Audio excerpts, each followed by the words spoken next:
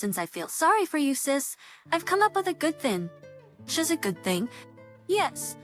So watch this, okay? First, in a wedding gown, the younger sister casually took a microphone from the staff. To everyone's surprise, she boldly announced to the guests at the venue, "Here's my low-educated older sister. Is anyone willing to take her?" She looked at me triumphantly, smiling smugly. But she was oblivious to the huge mistake she was making. The atmosphere in the hall began to shift, and cold stares were directed at my sister. Unaware of this, she gripped the microphone again. "Come on, sis, you need to be more proactive. There are lots of doctors here, you know. You're done for." Right after that, an incredible bombshell was dropped on my sister. My name is Michelle Collins, and I'm 29 years old. Just an ordinary working adult. But I have one unusual part of my background. I became a lawyer, despite only having a middle school education. I have a younger sister who is 2 years my junior. She's been adored by our family since childhood because of her good looks and charm. As for me, I'm average in looks and build, and not particularly charming, treated coldly by family and relatives. I focused all my efforts on studying, though it never seemed to surpass my sister's charm. Our parents doted only on Stephanie, ignoring me. Initially, it was painful, but I couldn't dwell on it forever. Giving up on gaining my parents' love, I devoted myself even more to my studies. Studying was something that never betrayed me. The effort I put in always showed tangible results. I hoped that one day, my academic achievements might earn my parents' praise. With this vain hope, I continued my studies. Throughout middle school, I consistently topped the exams. But during the 9 years from elementary to middle school graduation, my parents never once praised me. Either, and mother threw these words at me, "I wouldn't say. Ranking high is meaningless if your scores aren't high." That's right. 95 isn't enough for science. But this test was really tough. All you have are excuses. It's because you're not trying hard enough. Such a bad attitude. Don't show us your report card unless it's perfect. Yes, I'm sorry. No matter how hard I tried, my parents never acknowledged me. Instead, they criticized me for not scoring perfectly. But what hurt me the most wasn't their scorn, it was the words from my sister, after enduring harsh words from our parents. "Oh, did you get scolded again, big sis?" Without knocking, Stephanie entered my room, picked up my report card, and chuckled. "Big sis, you got such good scores and still got scolded. Will you? I get praised just for not failing. Did you come here just to say that? I was worried about you, big sis, so I came to check on you. But to be spoken to like that, I'm shocked." Physics, worried? If you were really worried, I don't think you'd talk like that. Sigh. That's your problem, you know? But you lack charm, and that's why Dad and Mom don't love you. Stephanie looked down at me with disdain and left the room. Straight after, I could hear her laughing joyfully with our parents in the living room. Even though I should be used to this by now, tears started to spill out unexpectedly. I had decided not to expect anything from my parents, not to take Stephanie's words seriously. Yet here I am. But before I knew it, I was crushing the report card in my hand. I studied hard, planning to get a job as soon as possible and leave this house. I was determined to do my best at everything I could for that goal. With this decision in my heart, I became even more dedicated to my studies. Then, in the autumn of my 3rd year of middle school, my father told me a shocking truth. "Michelle, you're not going to high school. You'll work instead." What? Wait, Dad, what are you talking about? It's obvious, isn't it? It's a waste to spend money on you. If you really want to go to high school, earn the money yourself. That's impossible. I'm still a middle schooler. I can't even work part-time. Your mother and I decided to spend our money only on Stephanie from now on. That's so unfair. I felt darkness envelop me at my father's words. My mother and sister looked on, smirking at me standing frozen in place. Now as an adult, I understand. There were ways to continue education, like schools with waived tuition or scholarships. But back then, I didn't have that knowledge. Crushed by the reality that I couldn't go to high school, I lost my motivation to study. My teacher said it was a waste for someone with my grades not to advance. But with my parents firmly against it, I gave up on further education and started working at a factory upon graduation. Since I couldn't live on my own due to my age, I worked desperately until I turned 18. When I turned 18, I planned to leave this house immediately. My parents demanded I contribute to the household expenses, so I gave them half of my salary. I saved the rest, enduring a painful 3 years. On the day I turned 18, I left the house. I left a note and walked out of that house full of unpleasant memories, head held high. Ironically, there was no contact from my parents or Stephanie. Not a call or even a single message. At first, I felt sad, but as I got busy with work, I gradually cared less about my family. Surprisingly, being away from home, my stress disappeared, and I found peace. That's when I decided to give studying another try. After a 3-year break, I started with reviews, and soon the joy of learning returned. I could study without feeling burdened.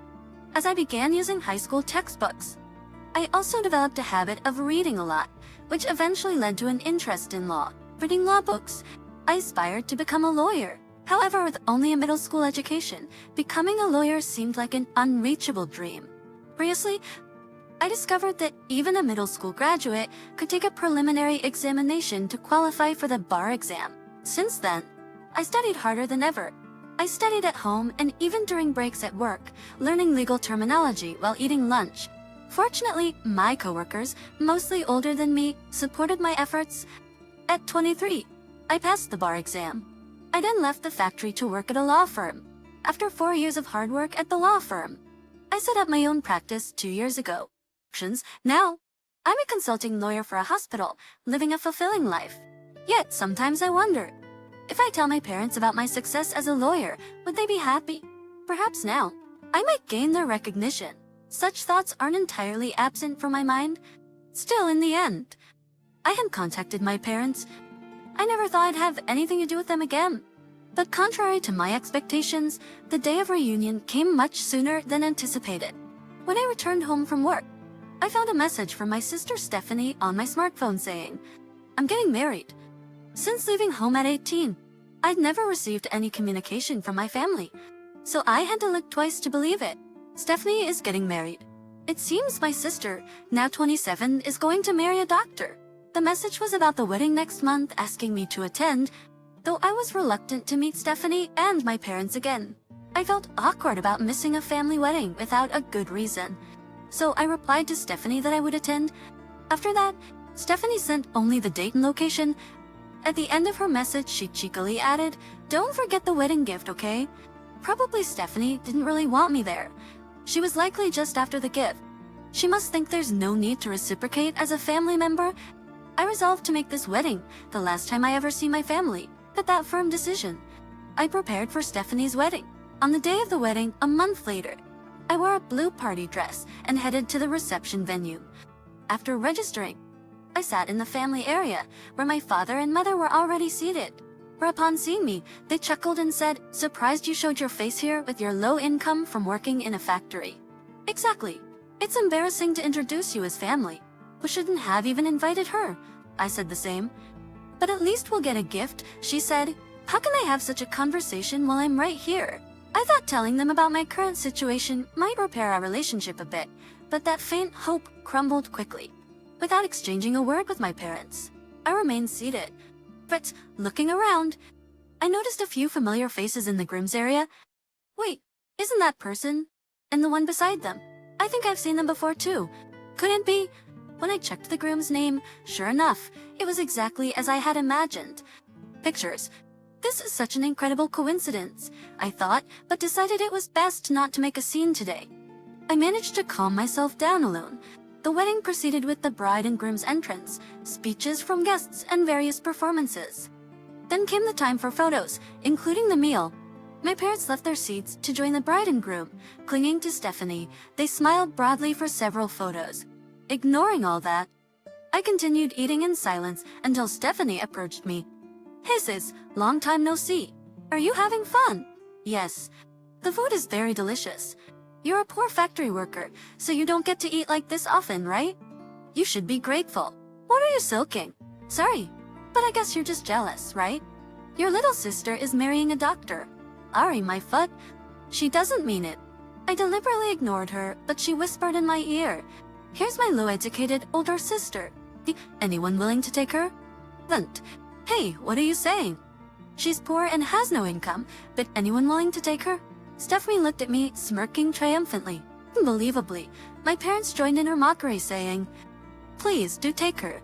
That was the moment. The string that had been stretched tight for so long finally snapped. What is this? How much more will they ridicule me? And at a celebration like this? It's unbelievable. Well then, it's time to show them reality. The room started buzzing, and cold stares were directed at Stephanie. First, oblivious to it all, she gripped the microphone again. Come on, sis. You need to be proactive. There are lots of doctors here, you know. You're done for. You'll soon realize the awful thing you've done. What are you talking about? I was thinking of you when At that moment, the groom intervened. Wait, please. What do you mean you're leaving? I turned towards the voice and saw, to my surprise, that the groom's workplace colleagues were all standing up, about to leave. A man, who seemed to be the hospital director, firmly said to the desperate groom, I'm sorry, but after what the bride just said, I feel incredibly offended. We're leaving for today. Wait, please. I admit her remarks were inappropriate. I'll talk to her about it. It's not about that. Don't you know who her sister is? Tame, no. I just met her. All I know is that she's a middle school graduate working in a factory. Payback as a tech, don't be ridiculous. Her sister is a respected lawyer, our hospital's legal advisor. The wait. Not just the groom, but Stephanie and her parents were stunned. Yes, the hospital where I serve as a legal advisor was the very place where Stephanie's fiancé worked. I'd met some of the groom's guests before, and they seemed to recognize me too. My sister's thoughtless comments had provoked the hospital director's anger. Since the groom was just one of the doctors, he had no direct connection with me. But to the director and others, a legal advisor is a significant figure. Realizing this, the groom, his face red with anger, confronted Stephanie. Hey, what have you done? Because of you, my reputation is ruined. No, it's not like that. I didn't know my sister was a lawyer. That's no excuse. How can you say such things about your own sister so casually? You're the lowest. I'm disappointed in you. There are reasons behind this.